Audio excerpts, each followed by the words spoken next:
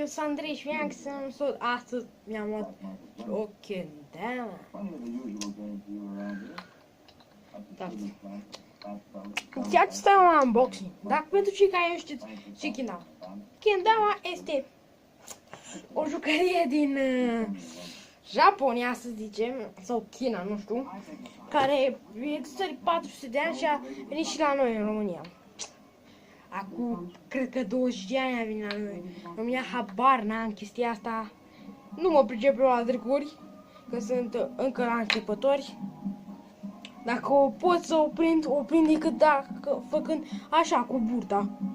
O dau aici așa, nu știu, o arunc așa, vine pe aici, iar apoi o pun aici.